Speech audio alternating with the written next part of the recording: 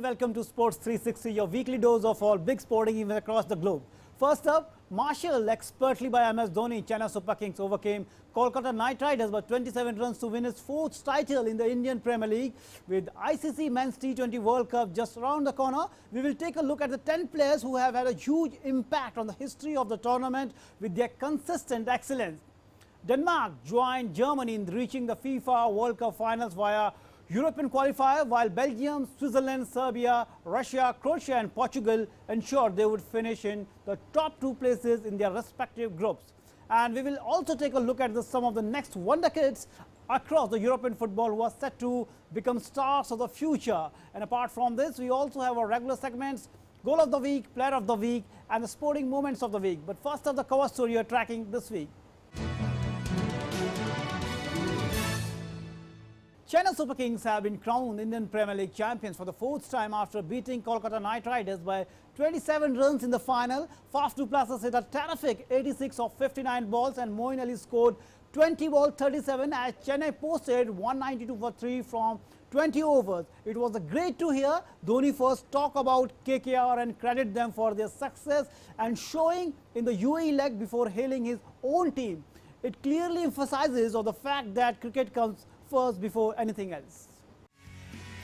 Chennai Super Kings beat Kolkata Knight Riders in the final of IPL 2021 to lift their fourth IPL title. Chennai first posted a formidable target of 192 for 3 and then squeezed Knight Riders for only 165 for 9, despite a promising opening stand of 91 between Shubman Gill and Venkatesh Iyer. Putting into bat first, Chennai posted a massive total on the back of Faf du Plessis' brilliant 86 and Moeen Ali's unbeaten 37 of 20 balls. In reply, Kolkata could score only 165 runs for 9 wickets in 20 overs, with the help of Shubman Gill's 51 of 43 and Venkatesh Iyer's 50 of 32 balls. It was canny captaincy that ensured 91 for no loss turned into 125 for 8, and before one realized, it seemed there was only one team on the park.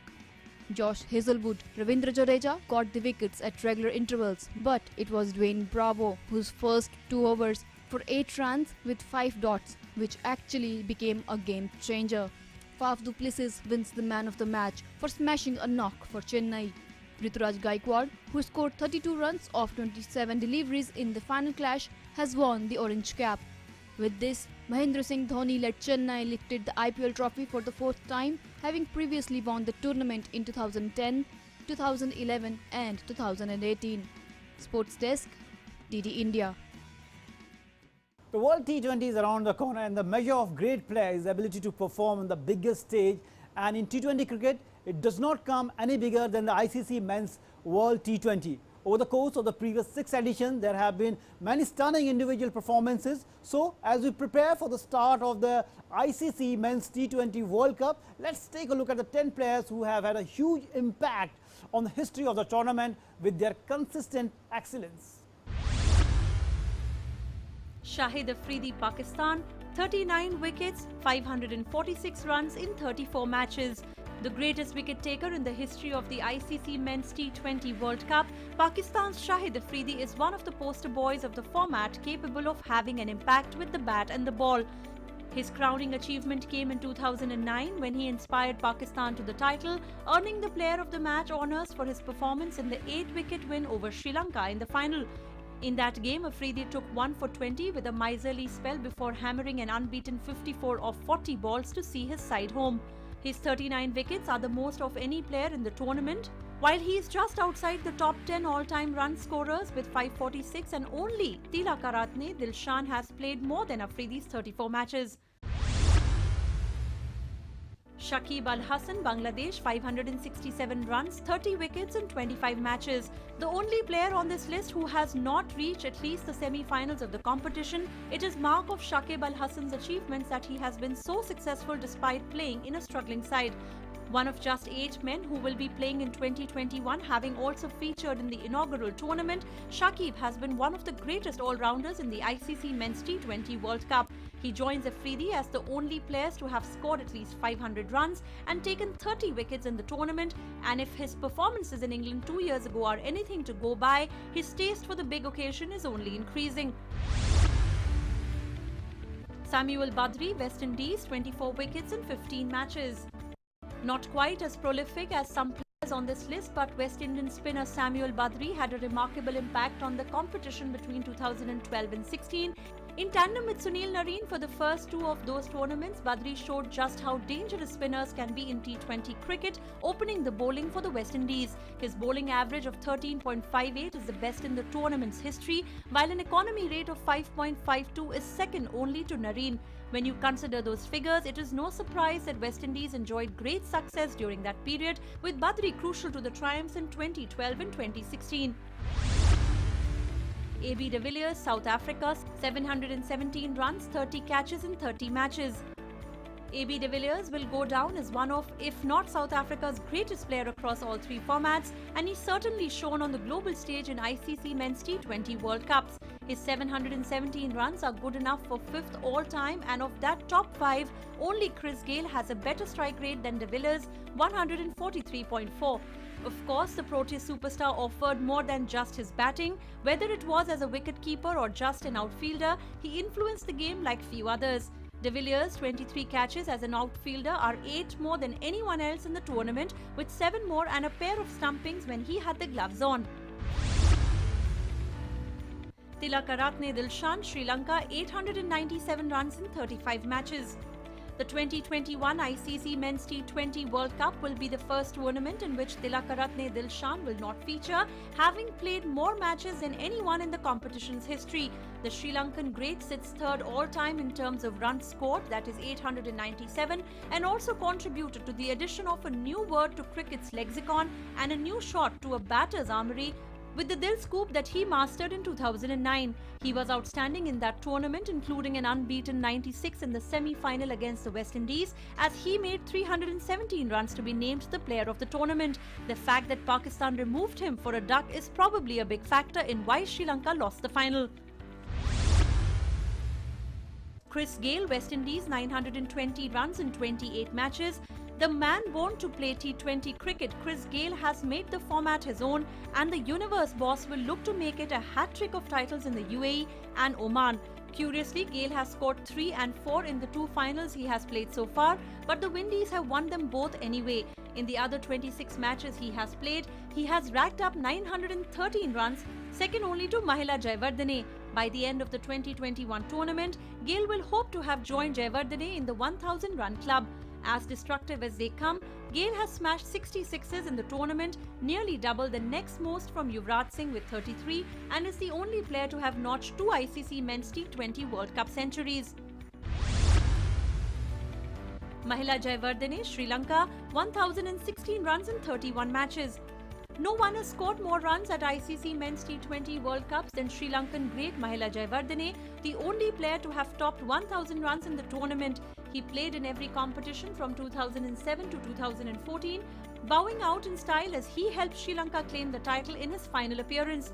In that match, he made a runner ball 24 as Sri Lanka chased down India's total of 130 for 4 to win the tournament for the first time, becoming the first player to make it 4 figures in the process. Among other highlights, he enjoyed a purple patch at the 2010 T20 World Cup when he scored 81, 100 and 98 not out in 3 successive innings as Sri Lanka reached the semi-finals. Virat Kohli, India, at 777 runs in 16 matches. The list of candidates for the best player never to have won the ICC Men's T20 World Cup starts and ends with Virat Kohli. The Indian skipper averages an absurd 86.33 in the 16 matches he has played, with a half-century in more than half his innings. Kohli has been as consistent a player as the tournament has seen. He has been named the player of the tournament in each of the last 2 editions of the competition, averaging more than 100 in both editions, while his lowest score in a knockout game is the 72 not out he scored against South Africa in a semi-final win in 2014. Staying with cricket, Shardul Thakur had replaced Akshar Patel in India's squad for the T20 World Cup in UAE. Akshar meanwhile joins the list of standby players for the squad along with Shreyash Iyer, Deepak Chahar, The BCCI also said 8 players would be additionally be joining the team's bubble in Dubai to assist the Team India in their preparation for the tournament. Thakur has had exceptional IPL season with Chennai Super King, who finished second in the league and won the 4th title. He has picked 16 wickets in the UAE leg of the tournament. The joint third in the period, Thakur could slot into the seam bowling all-rounder role for the Indian team, currently with Hardik Pandya. However, Hardik didn't bowl during the IPL and he was unable to do so in the World T20 Cup too. Thakur could be in the line to fill that void. Shahid Kumar won bronze medal at the Tokyo Paralympics in the F42 category of the men's high jump event by clearing 1.83 meters. Shahid started with a height of 1.73 meters and cleared 1.77 meters. He failed to clear 1.86 meters in the final attempt, so he took bronze with his best attempt of 1.83 meters. The 29-year-old Shahid Kumar is from Motipur in Bihar and competes in F42 category of the para high jump, and the world number 2's training base is in Ukraine. In an exclusive interaction with our correspondent Suchitra, Shahid shared how he is looking forward for the eventful year. We have with us Shahid Kumar, who won bronze medal for India in high jump in Tokyo Paralympics. Shahid, Tokyo Paralympics has been a milestone when it comes to Indian para sports, Indian para athletes. How do you look at Tokyo Paralympics? What have they changed for the Indian para athletes, for Indian para sports? I think firstly it started with the athletes changing it all, because Devendra Bhaiya, when he went in 2003 and now, he went on his own money. And now in 2021 we see everybody's under tops and everybody's having government support. There are so many MNCs coming, there are so many private sectors also coming for them. And the athletes have done the best job, because they have always stood to their performance irrespective to they had any support or not. And that came first as one medal, then Girisha as a medal, and then to 2016 we got Mariappa, Varun, Deepa Malik ma'am, Devendra Bhaiya again. So these 4 people have actually carried the baton, and they try to show how important Paralympics is, and that's when the recognition started. In the future, I think in 2024 Paris, there's going to be so much, because para sports and Paralympics is in a evolving and also a new revolution that started in the country with Neeraj Chopra's medal in Olympics. So it is in a very right direction right now. I feel that, yeah, it's just going to click now for most of us. The felicitation ceremonies are still on. So how do you look at that? How important are the felicitation as a mark of, acknowledging the achievement? I think this is where I'd like to differ. The central government has done a very tremendous job, right? All the athletes come and receive their money and time and everything. But there is some differences that other states governments are doing. Like some is giving too much of money and some is not. That is where the athletes, like someone's winning a bronze in another state is getting as much as a gold in one of the states. This has to be looked upon. This is where I think we have to step in and see that, it's an equal, this is not just for para athletes, it's for Olympics too. You see how states need to understand how big this is, how big a medal is in the Olympics or the Paralympics. If you speak for yourself, what has changed for you after Tokyo Paralympics? For me, I would say nothing. Really nothing, because the fame, the recognition, and your after medal, there was a satisfaction after getting the medal. No, the reason I'm saying this is because I was admitted in AIMS after that directly. So I was in the hospital and I couldn't attend most of the events. I'm yet to get my felicitation from the Delhi government. I would say the recognition we got from the central government is what set the rhythm for the para athletes in the country. I would surely vouch and say that if the central government didn't take it, nobody would have known who the para athletes are. So of course, hats off to them for what they've done. And yes, like the medal is a bronze, but it's a gold for me, especially with the night I went through before the competition. So yeah, see, I'm not satisfied with my performance because I've always done more than that, even in trial and in other competitions. I expect more out of myself, so that's the reason now this is going to keep me going till Paris 2024. So maybe it's a good thing, that I thought, just end it up all in Tokyo and just go home and just lay off. But no, I think they want more from me. The future, the universe wants more from me. So they have given me this opportunity to go to Paris. Let's see. So there's always a next chance. So what is your next target? What target you have set for yourself? My coach says that bronze is a perspective. You can always think of winning a silver and a gold, but a gold is a full stop. You don't have anything else to win after that. For me, of course, that is going to be the next target. But we have so many games coming up. We have Asian Games coming up, World Championships coming up. So there's so much of things that is happening. And especially with the COVID maybe under control, I think it will be back to normal soon. Otherwise, God forbid that something like that comes. And again, we are doomed. But I hope it will happen. It's going to be an eventful year for most of the athletes. And especially after the booming of the para revolution right now, there's so many people that are going to take up the sport and so many competition. It's going to be so entertaining. Thank you very much. Thank you so much for talking to us. So Sharad Kumar is focusing on the eventful year ahead, and he'll try his best to change the color of his medal, and we just hope that he succeeds in all his future endeavors. With cameraman Sumit, this is Suchitra, DD India, Delhi.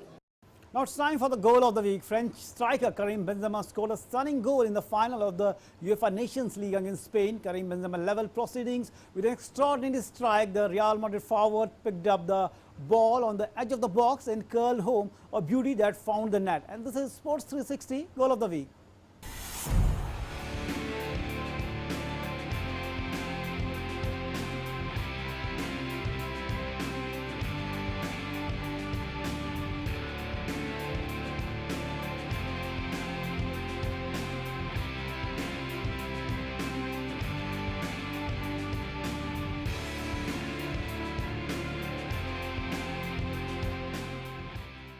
Now it's time for the history section. 25 years ago this week, Arsene Wenger managed his first game for Arsenal, and 22 years later he said goodbye to the fans after an iconic era. Watch this in history section.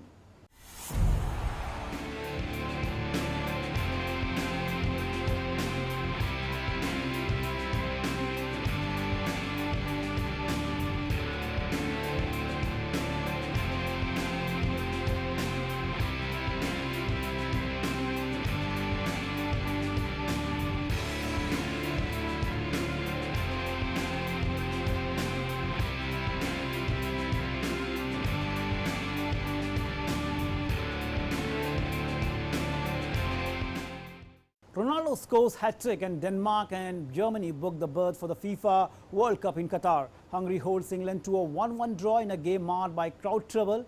This and more in this FIFA World Cup qualifier roundup.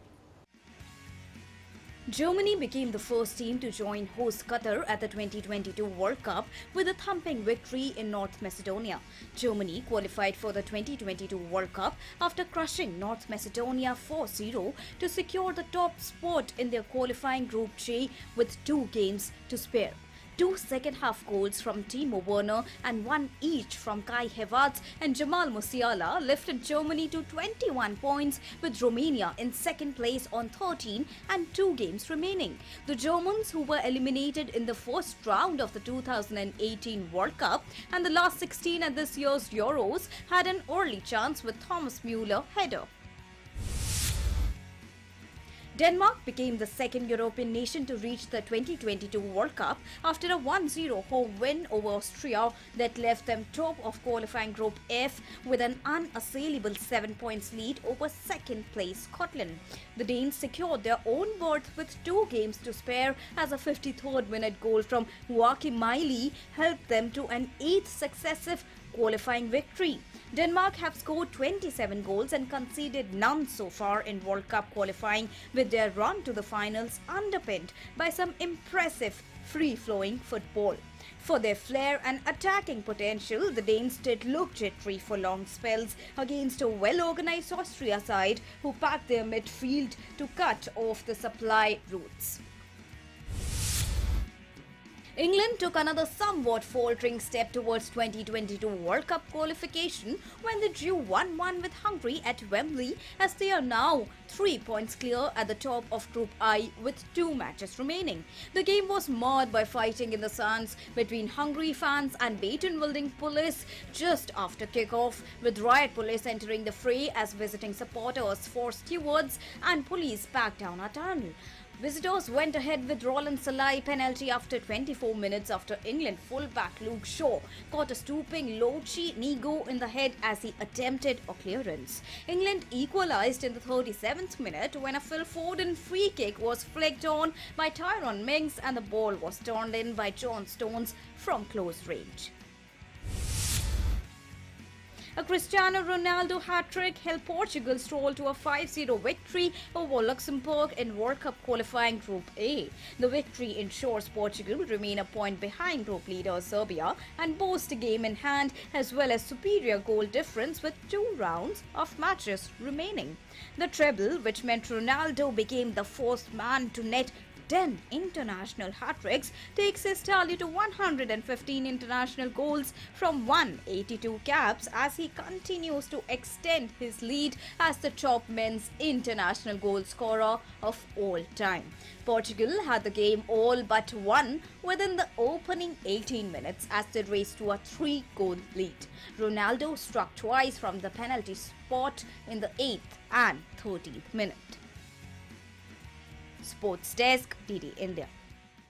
Spain's Nations League semi-final win over Italy saw the emergence of the latest star to come through Barcelona's academy in 17-year-old midfielder Gavi.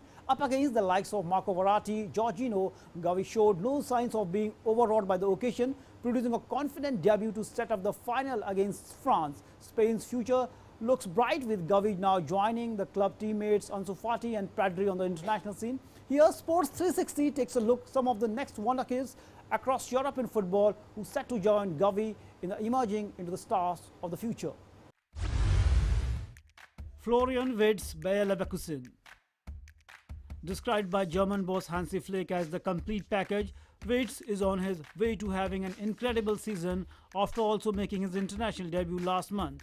Unsurprisingly, he has been dubbed as the new Kai Havertz after the former Leverkusen star, and some of Europe's biggest clubs are already queuing up in line for the attacking midfielder. He is German football's biggest talent coming through, and as long as he stays fit and healthy, then he is certain to have big future ahead of him. Eduardo Camavinga, Real Madrid. After impressing a Rennes, the 18-year-old sealed a £34 million summer move to Real Madrid after being linked to a host of other top European sides, including Manchester United. The gifted teenager is a complete midfielder who operates in deep area of the pitch but can contribute going forward. It will take time for him to fully break into Real Madrid's squad, having started 3 of their 9 games across La Liga and the Champions League so far this season. But manager Carlo Ancelotti has said that he has been surprised by the impact that the youngster has already made, and he's got some of the world's top midfielders over the last decade to learn from Luka Modric, Toni Kroos and Casemiro. Nonu Madueke, PSV Eindhoven. England have a wide array of talented attacking wide players in their squad, but Madueke is one name who has been largely out of limelight playing in the Eredivisie. The 19-year-old winger enjoyed a breakthrough season in Netherlands last season, scoring 9 goals and registering 8 assists. He has started this season in a similar vein as he scored twice in 4-0 thrashing of rivals Ajax in the Johan Cruyff Shield final back in August. Madueke made his England under-21 debut back in March and has started to get buzz with clubs including Real Madrid, PSG, Liverpool and Tottenham, all set to be monitoring his progress. Ryan Gravenberch, Ajax. The 19-year-old Dutchman is the latest star to come through Ajax's prestigious youth academy after turning down the advances of Paris Saint-Germain as a 15-year-old. Gravenberch has been a regular in the side since last season, and his performances have led to talk of him being the next Paul Pogba. The Pogba comparison is understandable, with both 6 feet 3 inches tall central midfielder who look to be driving forces for their team, always looking for the forward pass or a run to start attacks. Both also share an agent in Mino Raiola who could be busy in future over Gravenberch, with some of Europe's top clubs keeping track of his progress over future move. Yusuf Moukoko, Borussia Dortmund. Borussia Dortmund have a number of talented youngsters including Jude Bellingham, who at 18 years old has emerged into a star midfielder who starts every game for Bundesliga side and has been called up by England a number of times over the last years.